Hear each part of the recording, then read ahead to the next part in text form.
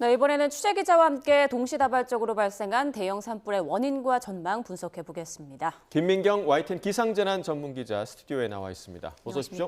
안녕하세요. 네, 먼저 전국 산불 상황부터 다시 한번 정리를 해볼까요? 네, 우선 오늘 전국의 산불 건수는 이 잔불을 제외하고 모두 10건으로 집계됐고요. 이 영남 지역의 대형 산불은 여전히 진화 중이지만 오늘 새로 난 산불은 주말과 비교하면 뚜렷하게 감소했습니다. 사실 대부분의 산불은 시작은 사람의 손에서 비롯되는 경우가 많은데요. 주말에는 따뜻한 날씨에 산을 찾는 사람이 많았지만 평일이 되면서 등산객들이 줄어든 게 영향을 미친 걸로 볼 수 있을 것 같습니다. 네, 자 특히 대형 산불 3건은 진화 작업이 상당히 어려워 보입니다. 하나씩 좀 짚어주실까요? 네, 산림청의 상황도 보면서 짚어보겠습니다. 먼저 나흘째 산불이 이어지고 있는 산청입니다. 이 노란색 선이 산불이 진화가 완료된 곳이고요. 이렇게 빨간 선이 아직 불길이 남아있는 곳입니다. 오후 2시 기준 진화율은 68%, 남은 불길은 16km인데요.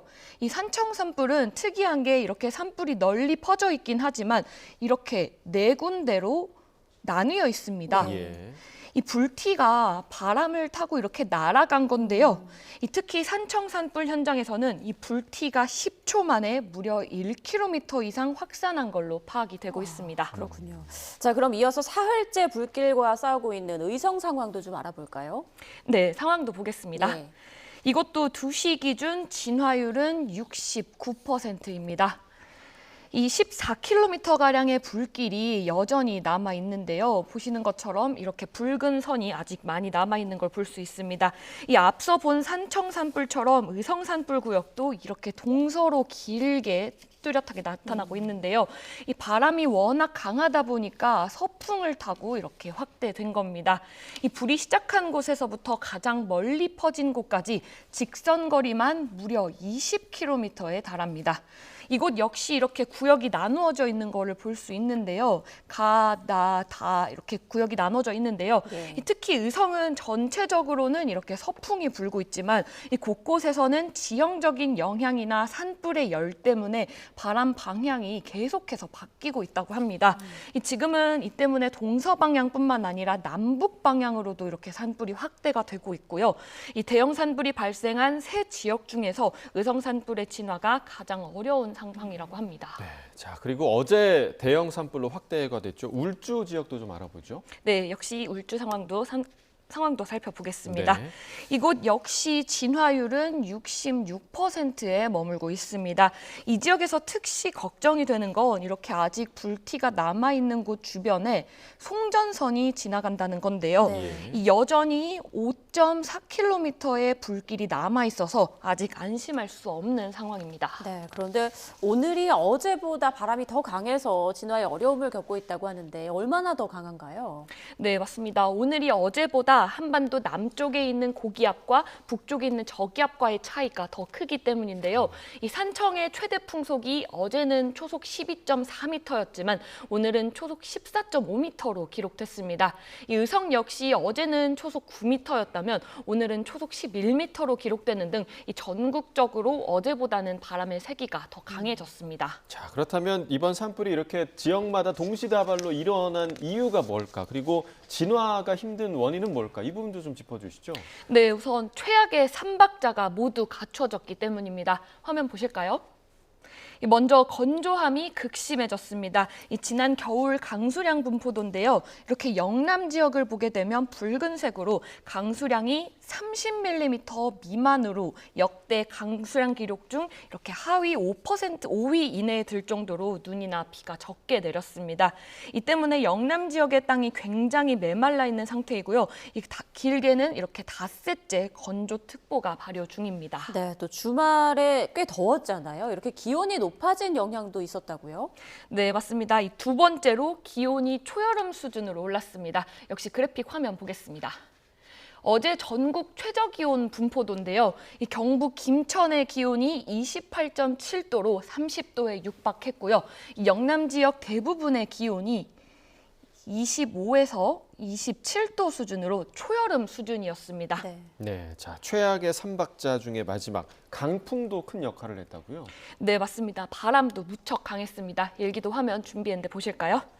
이 우리나라 주변을 보면 이렇게 검은 선이 다른 지역들보다 비교적 가로로 누워 있는 거 보실 수 있을 겁니다. 예. 이 바람은 고기압 주변에서는 시계 방향으로, 그리고 저기압 주변에서는 반시계 방향으로 이렇게 불게 되는데요. 이렇게 위와 아래에서 바람이 몰려들기 때문에 서풍이 더욱 강해진 겁니다. 정리하면 건조함이 심해서 이 나뭇잎, 즉 탈 수 있는 연료가 굉장히 메말라 있었고요.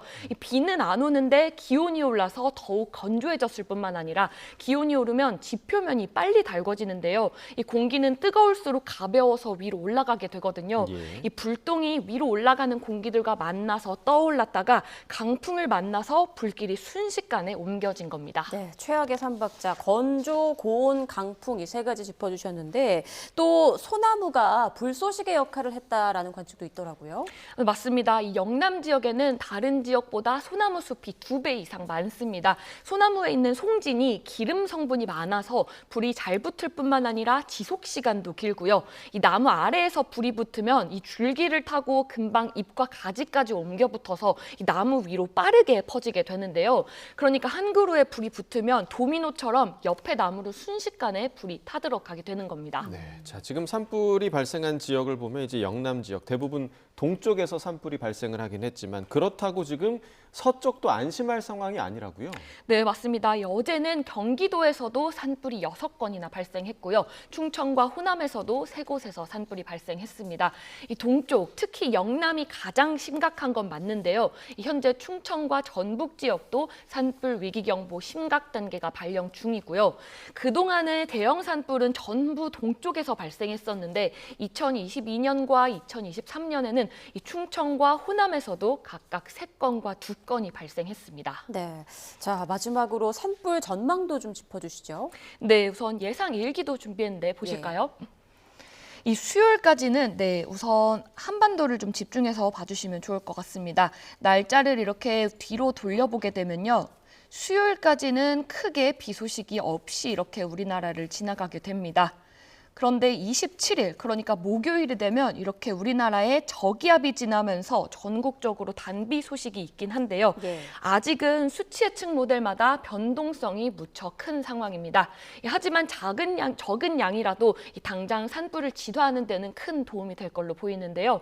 또 비와 함께 또다시 꽃샘추위가 찾아올 전망입니다. 날이 추워지면 다시 산을 찾는 사람도 그만큼 줄어서 산불도 잠시 숨고르기에 들어갈 걸로 보입니다. 다만 비의 양이 많지 않을 걸로 보여서 단비 효과 기간이 짧은 데다 4월에 다시 기온이 오르고 본격적으로 이제 봄꽃이 피기 시작하면 다시 전국적으로 산불 위험이 커질 걸로 보입니다. 네, 일단 4월까지는 산불 예방에 각별히 좀 신경을 써야 될 것 같다라는 생각이 듭니다. 지금까지 김민경 YTN 기상재난 전문기자와 함께했습니다. 고맙습니다.